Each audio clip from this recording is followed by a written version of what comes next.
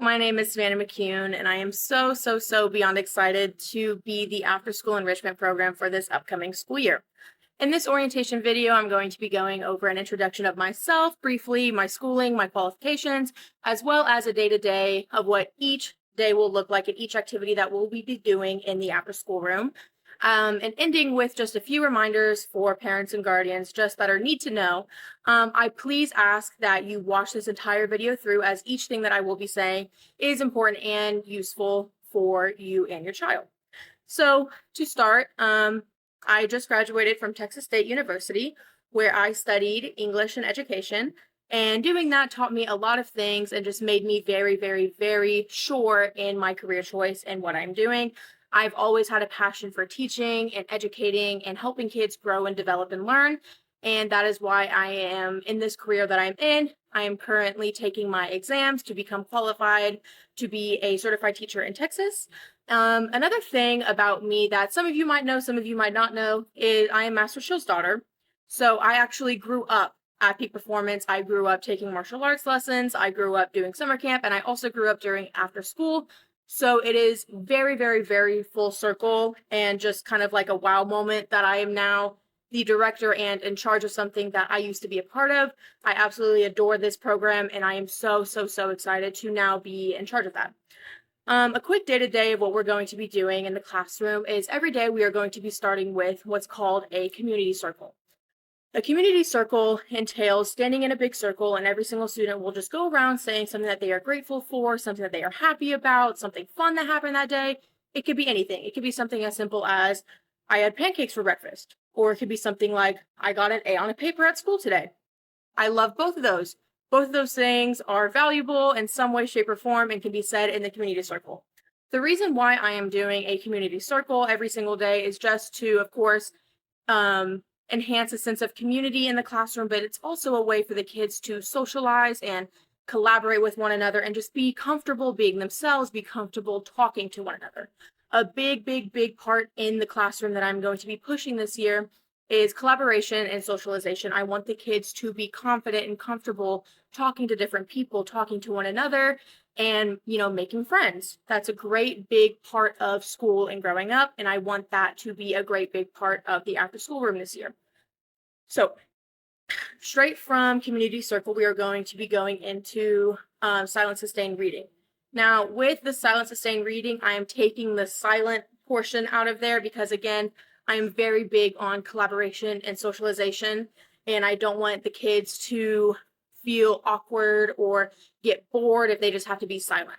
So we are going to be reading for 15 minutes. For the little kids, kindergartners, first graders, maybe second graders, who don't quite know how to read, they will be partnering with what is a reading buddy. So the reading buddies are going to be the 4th, 5th, 6th graders who don't have any school homework and will sign up on a sign-up sheet that tells me that they want to be a reading buddy. So they will partner up with one of the older kids, and the older kids will read to them that day. If we do not have enough older kids who are available to sign up, then the little kids will be put in a group and will be read to by either myself or one of the other staff members in the after school room.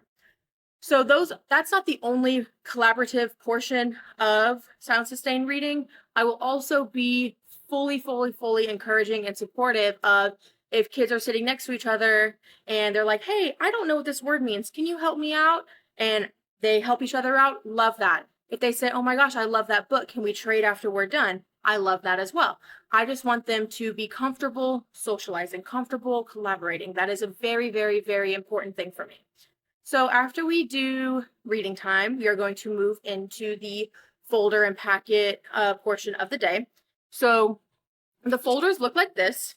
They will have each folder is color coordinated by grade level. So this is a 5th grade folder, of course. It'll have their name up here, their grade level. And when you open it up, you will see a working on section, which is where they will find their packets for the day. And then a completed section where they will move their packets whenever they have completed them. So the packets look something like this. And I understand kind of the hesitation when it comes to packets like this. You might think that it's busy work or a waste of time, and I fully understand that, but what I can guarantee you is that I put a lot of thought and effort into these packets and I base every single worksheet on the curriculum that they will be learning in school. I want to uphold the curriculum that they are learning. I want to enhance their skills and strengthen their skills, especially in reading, writing, math, and spelling. Those are all very, very important that they will be using throughout their entire schooling, their entire adult life, their entire careers. So of course, those are skills that I want to hone in on the most. During this time, again, collaboration is going to be encouraged. If they're sitting next to somebody who might have the same packet as them or the same worksheet as them, and they say, hey, do you want to work on this one together? I love that. I am all for that. If they have an older kid sitting next to them and they say, hey, can you help me out with this? I don't understand. I love that, and I support that, and I encourage that to take place. Once we move on from folders, we will be starting game time. Game time is exactly how it sounds. We pull out games that have something to do with STEM, building, strategy games, any one of those, and we put them all around the classroom, and students have the choice of where they want to go play, all that fun stuff. Now, during game time, I will be opening up what's called the classroom store. The classroom store is very similar to what we have up at the front counter. If you've seen it, the reward store. But in the classroom, you earn the fake money by completing packets. You earn money by helping out in the classroom whenever we have cleanup time. You earn money from being a reading buddy. You earn money from having good behavior. It's just a reward system to keep the kids accountable, and it makes them want to do good. It makes them want to be good in the classroom. And that's all I can ask. It also conveniently teaches them the value of $1 and the value of saving money, because of course the better items will be worth more money. So it teaches them how important saving can be. It teaches them the value of $1, all that fun stuff. With the money thing, I do want to make it very clear that I will be in charge of keeping track of their baggies that hold their money in them. I don't want it to be a situation of they misplace their money or they accidentally put it in someone else's locker, anything like that. I will be keeping track of it, and I will do my absolute best to always ensure that the prices on the certain items are fair, and that I will be giving money out to kids that earn it and kids that deserve it. I'm not going to be withholding money. It's paper money. Why would I withhold it? I will be giving money out for good behavior, completion of work, all those things. Every morning, whenever I come in, I'm going to be looking through the packets, and that's when I'll be putting the money on their packets. If I'm going through the packet and I notice that, man, they are constantly messing up the numbers 2 and 3, or they're writing them backwards, or maybe they're writing their S's upside down, I will take note of that, and I will work with them that coming day on that skill. I want to make sure, again, that I am reinforcing the skills that they are learning at school.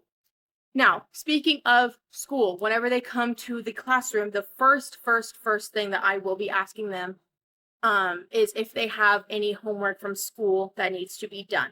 That will be done first. I will emphasize that their school homework comes before anything else that we are doing back there, always. If there is anything that you want them to do, anything extra that you want them to do, so whether it's Kumon, whether it's stuff that you put together, anything like that, please just shoot us an email, let me know, so that I can make sure that those kids are getting those things done in the classroom as well.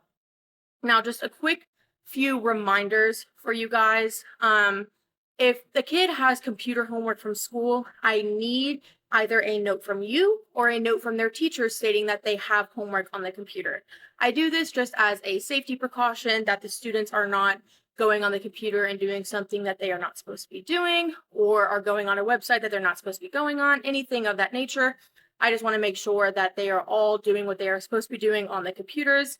As well as if they have logins. This is mainly for the younger kids who might not remember logins.